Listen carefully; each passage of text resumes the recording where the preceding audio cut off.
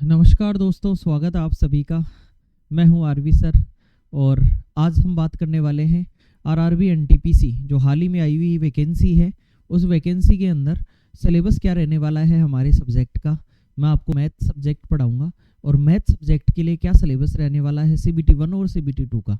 हमने CBT 1 CBT 2 और detail में हमने इसके बारे में बात की थी कि एनटीपीसी क्या है, रेलवेज डिपार्टमेंट में इसका क्या रोल है, किस किस ग्रेड पे की इसमें वैकेंसी निकलती हैं, कौन कौन सी जॉब आपको गवर्नमेंट जॉब मिल सकती हैं, और रेलवे विभाग में मेरे खुद के होने के जरिए मुझे इस डिपार्टमेंट का बेहतरीन नॉलेज है। तो कुल मिला के मैं मेरे अनुभव को आप लोगों के अंदर झकझोरूंगा और उसके बाद में हम उम्मीद करते हैं कि आरआरबी एनटीपीसी का हम सिलेबस पढ़ने के बाद कोर्स पूरा करने की कोशिश करेंगे। तो सबसे पहले हमारी कोशिश यही रहेगी कि पहले हम सिलेबस कवर कर लें। सिलेबस कवर करने के बाद में जैसे सिलेबस देख लें कि क्या क्या हमारे सिलेबस में है, फिर एक एक पॉइंट टू पॉइंट अपन टॉपिक वाइज टॉपिक पढ़ते जाएंगे, प्रैक्टिस करते रह जाएंगे। एक अच्छी क्वालिटी का हम सेशन रखेंगे हमेशा, और क्वेश्चन और PDF मैटर हर प्रकार से हम आप तक अवेलेबल करवाने की कोशिश करेंगे। ठीक है, अब बात करते हैं दोस्तों यहाँ RRB NTPC syllabus CBT 1 CBT 2 कोई फर्क नहीं है सिलेबस के अंदर। सिलेबस से में एक ही चीज़ है, ये सबसे बेहतरीन बात है, वरना आप लगभग एग्जाम देखते हैं प्री और मेंस, सिलेबस कुछ ना कुछ डिफरेंट हो जाता है। मेंस में जाके कुछ और सब्जेक्ट पढ़ने पड़ जाते हैं, लेकिन यहाँ रेलवेज ये चाहता है कि आप आइए CBT 1 में केवल क्वालिफाइंग नेचर, ताकि छटनी हो जाए। 8 गुना जितनी वैकेंसी होंगी उनके 8 गुना लोगों को लिया जाए और वो 8 गुना लोग CBT 2 देंगे। इसका मतलब ये नहीं है कि CBT 1 में कंपटीशन नहीं है, बहुत कंपटीशन। 8 गुना में आने के लिए भी आपको बहुत तरक्की करनी पड़ेगी, बहुत पढ़ाई और कवर करना पड़ेगा कोर्स। लेकिन अगर CBT 2 की हम बात करें तो CBT 2 के नंबर के हिसाब से निर्णय होगा, और उसके बाद में आप DV मेडिकली आगे की जो भी प्रोसेस है, मिनिस्ट्रियल स्टाफ है तो टाइपिंग करेंगे, अगर स्टेशन मास्टर वगैरह हैं तो आप फिर CBAT टेस्ट देंगे, और फिर डॉक्यूमेंट वेरिफिकेशन, और उसके अगले दिन मेडिकल। और ये सिलेक्शन की पूरी प्रोसेस रहेगी, जिसके अंदर हम बात करने वाले हैं हम रेलवेज का नया बैच भी जल्द से जल्द। ये सिलेबस आपको बता रहे हैं, इसका मतलब हम क्लास लॉन्च करने वाले हैं। तो क्लास लॉन्च करेंगे तो आप लोग एकदम अड़िग रहिए और सब्सक्राइब कर लीजिए, ताकि आपको नोटिफिकेशन मिल जाए कि हम क्लासेस कब कब दे रहे हैं। रेगुलर क्लासें हम स्टार्टिंग में हमारा प्लान ये है कि एक जीके की दिनेश सर की क्लास जनरल अवेयरनेस की दी जाए, और प्लस में एक आपको मैथ की क्लास दी जाए, क्योंकि धीरे धीरे रिदम बनाते बनाते आपको सिलेक्शन की तरफ मोड़ेंगे हम। अचानक से 5-7 क्लास देके और हम बर्डन नहीं देना चाह रहे, बस हम जैसा कहें वैसे करते जाओ, सेलेक्ट हम करवा देंगे आपको, अगर हमने कहा वैसा अगर आपने किया है तो। जैसे मान लो मैं यहाँ बैठ के आपको कोई टारगेट दे दूँ, एक शीट अपलोड कर दूँ, और फिर मैं आपको कह दूं कि चलिए ये शीट आपको कल तक पूरी करनी है। अगर आप उसे कर लेंगे तभी तो मैं आपकी रेस्पॉन्सिबिलिटी लूँगा। अगर आप उसे करते ही नहीं है और मैं समझ रहा हूँ कि आपने कर लिया, तो फिर सिलेक्शन के लिए केवल मैं ही इंतज़ार करूँगा कि स्टूडेंट सिलेक्शन देगा, सिलेक्शन होगा नहीं। क्यों? क्योंकि आपने जो हमने कहा वो काम किया ही नहीं। तो एक प्रकार से मैं मेरे 10 साल से ज़्यादा के अनुभव को आपके साथ शेयर करूंगा, और अलग अलग जैसे मैं मेरे जो अनुभव अलग अलग समय पर रहे हैं उनकी भी हम चर्चा करेंगे। तो स्टार्ट करते हैं दोस्तों हमारे सेशन को, और लाइक कर दो सेशन को और शेयर कर दो ताकि सबको पता लग जाए। अब बात करते हैं यहाँ पर नया बैच सिलेबस डिस्कस होने के बाद सुबह दिनेश सर ने जीके का, स्टैटिक जीके के बारे में डिस्कशन किया और बताया भी कि स्टैटिक जीके में क्या क्या है। तो कुल मिला के CBT 1 की बात करेंगे हम। सबसे पहले कंप्यूटर बेस्ड टेस्ट, NTPC का मतलब non technical popular category, group C की नौकरियां होती हैं भारत सरकार में, इंडियन रेलवे जो सबसे बड़ा उपक्रम है, ऑर्गेनाइजेशन है। मार्किंग स्कीम क्या क्या रहेगी एक बार उसकी बात कर लेते हैं, और ड्यूरेशन की बात कर लेते हैं। तो यहाँ बेहतरीन तरीके से हमने यहाँ लिखा हुआ है कि रेलवे NTPC CBT 1 का एग्जाम पैटर्न क्या रहेगा। तो 3 ही सब्जेक्ट आने वाले हैं, लेकिन ये 3 अपने आप में बहुत कुछ रखते हैं। तो यहाँ जनरल अवेयरनेस, जिसके अंदर तीनों तो साइंस के पोर्शन आएंगे, बायो, केमिस्ट्री, फिजिक्स, ये तीनों, और जनरल साइंस आपकी जो 10th लेवल तक की आएगी। 10th लेवल तक की साइंस में फिजिक्स का पोर्शन, जो भी कॉमन साइंस आता है, जनरल साइंस बोलते हैं उसको, बायो, केमिस्ट्री, फिजिक्स, ये तीनों पोर्शन यहाँ से पूछे जाएंगे। मैथमेटिक्स जो होगी इसके मतलब इसके 40 क्वेश्चन होंगे, इन दोनों के 30-30 होंगे। तो 30-30 60 और 40 100 क्वेश्चन का एग्जाम हो गया, 100 मार्क्स का एग्जाम हो गया। 90 मिनट आपको करने के लिए मिलेंगे एग्जाम में, और 1/3 माइनस मार्किंग है अगर एक क्वेश्चन का आंसर गलत दे दिया तो। ऑब्जेक्टिव टाइप पेपर है, मतलब ऑप्शन होंगे आपके पास, उनमें से आपको चूज करना है। तो ऑब्जेक्टिव टाइप पेपर है, ये आपका पूरा पैटर्न रहेगा। इसके अकॉर्डिंग CBT 1 को आप क्वालिफाई करेंगे। ये सारी चीज़ें जनरल अवेयरनेस के सारे पोर्शन, साइंस ही नहीं होगी, उसके अलावा पॉलिटी होगी, इकोनॉमिक्स होगी, ज्योग्राफी होगी, हिस्ट्री होगी, करंट अफेयर्स होगा, स्पोर्ट्स से रिलेटेड क्वेश्चन होंगे, कल्चरल एक्टिविटीज से रिलेटेड क्वेश्चन होंगे। ये सारे क्वेश्चन जनरल अवेयरनेस के अंदर आएंगे। उसके अलावा मैथमेटिक्स जो है ये 10th लेवल तक की मैथमेटिक्स होगी, जिसका सिलेबस अभी हम जानेंगे। इस एक सब्जेक्ट को हम उठाने वाले हैं और इसको दिनेश सर कराने वाले हैं, जिन्होंने सुबह जो स्टैटिक्स का है वो सिलेबस डाल दिया। हम पिन कर देंगे उनकी क्लास लास्ट में, आप देख लेना कि सिलेबस क्या क्या है। और अब क्लास स्टार्ट करने जा रहे हैं हम। मैथमेटिक्स मैं करवा दूंगा आपको, और रीजनिंग की क्लासें भी जल्दी आपकी स्टार्ट कर देंगे, कैसे प्रैक्टिस करवाई जाए। तो 90 मिनट का खेल होगा, और ये खेल खेलना है हमें 100 क्वेश्चन का। 100 क्वेश्चन में से अगर हम बहुत अच्छे मार्क्स, मुझे ऐसा लगता है कि 75 प्लस मार्क्स अगर आप लेके आएंगे, तब जाके आपका CBT 1 क्वालिफाई होगा। क्योंकि सीटें इतनी ज़्यादा है नहीं, क्योंकि लास्ट जो वैकेंसी अभी तो 2025 की वैकेंसी की प्रिपरेशन करा रहे हैं हम। 24 में भी कम वैकेंसी आई थी, पिछली वैकेंसी 2018 में आई थी, वो वैकेंसी उस समय 35 हज़ार वैकेंसियाँ आई थी। अभी आ रही हैं 7 8 9 हज़ार वैकेंसियाँ। तो कट ऑफ तो कम ही जानी है, कट ऑफ तो ज़्यादा ही जानी है वैकेंसी कम होने की वजह से। तो यहाँ पर 1/3 माइनस मार्किंग भी है, इसका भी ध्यान रखना है। अगर 3% गलत कर दिया आपने, तो एक सही पर्सन को ले डूबेगा। तो इसलिए बड़ी सावधानी से हमें जो आता है उतना ही करना है। कई बार हम नियर बाई ऑप्शन ले लेते हैं या तुक्का लगा देते हैं, तो ऐसा हम धीरे धीरे आपकी जितनी भी कमियां होंगी वो दूर कर देंगे। हमारा काम ये रहेगा कि आपको पढ़ाया जाए, साथ में आपके रेगुलर टेस्ट भी लिए जाएं। तो धीरे धीरे हम नई साल पर ऐप लॉन्च करेंगे, उस ऐप के ऊपर आपको कोर्स देंगे, और यहाँ यूट्यूब पर भी आपको कोर्स मिलता रहेगा। तो आप वहाँ टेस्ट भी लगा सकेंगे, टेस्ट की सुविधा भी दे देंगे आपको। जो टाइपिंग के लिए करना चाहें उनको टाइपिंग की फैसिलिटी भी दे देंगे। तो इस प्रकार से हम जो आपके लिए ये आगे बढ़ने का कदम है, इसको आप आज से ही हमारे साथ चलो। अंगुली पकड़ के चल रहे हैं आप लोगों को, और अंगुली पकड़ के ही आप लोगों को चलना है हमारे साथ। कहीं भी अगर आप पीछे रह गए तो फिर दोबारा पकड़ में नहीं आएंगे। तो कुल मिला के ये CBT 1 रहे। CBT 2, अब सर आपने ही तो कहा था कि CBT 2 में सर ये तो अलग अलग आ गया। अरे क्वेश्चन की नंबरिंग अलग है, सिलेबस में कोई डिफरेंस नहीं है। इसमें भी वही रीजनिंग, मैथ और जनरल अवेयरनेस आ गई। बस फर्क इतना सा है कि इनके 30 क्वेश्चन थे, अब ये 35 हो गए। 30 क्वेश्चन की जगह अभी ये कितने थे हो गए? 35। इसके भी 35 क्वेश्चन हो गए हमारे पास। एक सेकेंड, इसके भी 35 क्वेश्चन है हमारे पास, इसके भी 35 क्वेश्चन है हमारे पास, और इसके 50 क्वेश्चन हो गए। जो CBT 1 में कितने थे? 30 40। तो अब ये 120 क्वेश्चन हो गए। और इस बार भी गजब की बात यह है कि इस खेल को आपको कितनी देर में खेलना है? 90 मिनट के अंदर इस खेल को आपको खेलना है। तो 90 मिनट में आपको ये करके दिखाना है। इस बार भी नेगेटिव मार्किंग कितनी है? 1/3, 1/3 नेगेटिव मार्किंग है इस बार भी। तो इस प्रकार से आपका CBT 2 है, आपका कंप्यूटर बेस्ड टेस्ट सेकंड। इसी के लिहाज से आपको जॉब मिलेगी, इसी के आधार पर। मेन यही है, इसी के मार्क्स अगर आप CBT 1 में क्वालिफाई भी कर गए और आपने सेकंड CBT 2 में जोड़ लगा दिया, और अगर आप लोगों से ऊपर चले गए, तो फिर मैटर नहीं करता, CBT 2 के अकॉर्डिंग आपको जॉब मिलेगी। तो कुल मिला के ये। अब आ जाते हैं मैथ्स के सिलेबस के लिए। अब श्री गणेश करते हैं। मैथ के अंदर क्या क्या पढ़ना है हमें, कितने दिनों में पढ़ना है, सारी बातें करेंगे। लेकिन सबसे पहले एक बार सिलेबस को जान लेते हैं।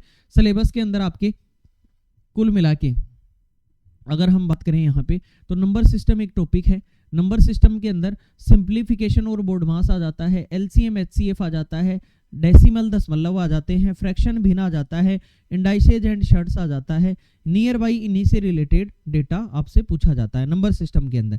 तो नंबर सिस्टम संख्या पद्धति जो हमारा पहला टॉपिक है, इसमें हम स्टार्ट कर देंगे, धीरे धीरे जब पढ़ेंगे तब जानेंगे, लेकिन ये चीज़ें हमें नंबर सिस्टम में पढ़नी है। सेकेंड टॉपिक हमारा रेशियो प्रोपोर्शन है, अनुपात समानुपात। इसमें डायरेक्ट और इनवर्स रेशियो, कंपाउंड रेशियो, मतलब रेशियो अनुपात समानुपात से रिलेटेड चीज़ें हमें सेकेंड टॉपिक के अंदर पूछी जाएंगी। थर्ड अगर बात करें हम, तो थर्ड हमारा एक तो परसेंटेज टॉपिक है।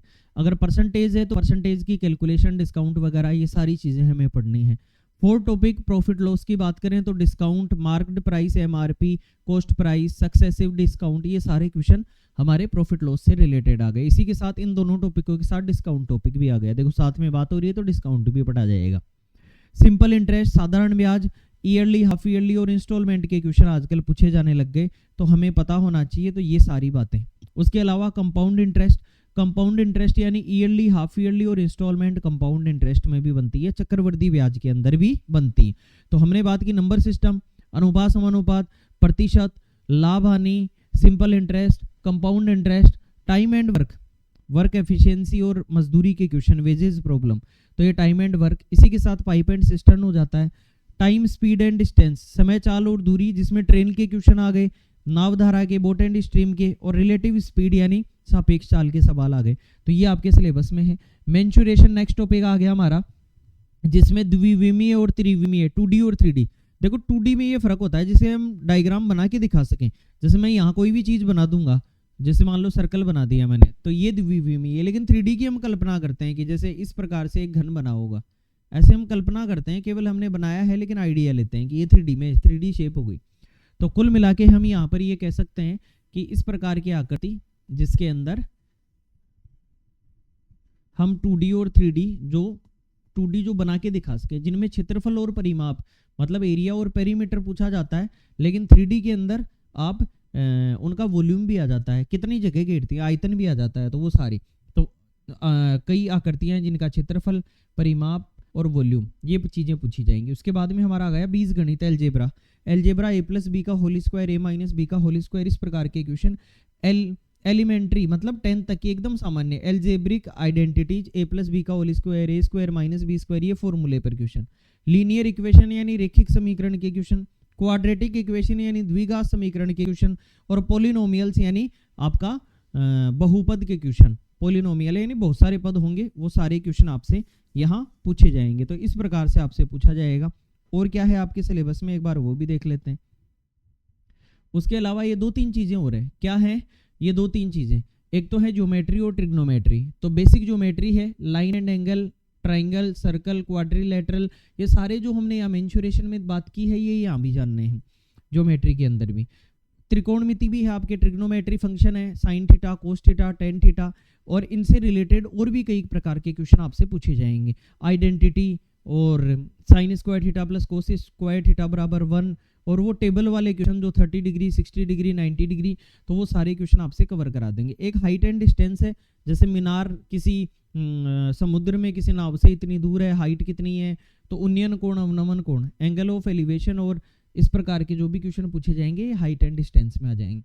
एलिमेंट्री स्टैटिक्स यानी माध्यम आदि का बहुलक, मीन मीडियन मोड, इस प्रकार के क्वेश्चन, या प्रोबेबिलिटी के भी कुछ स्रोतों में क्वेश्चन पूछे जा सकते हैं, बेसिक स्टैटिक्स के क्वेश्चन। और लास्ट आता है हमारा डीआई, इसे कहते हैं डाटा इंटरप्रिटेशन। एक प्रकार से एलिमेंट्री स्टैटिक्स भी डीआई का ही पार्ट है।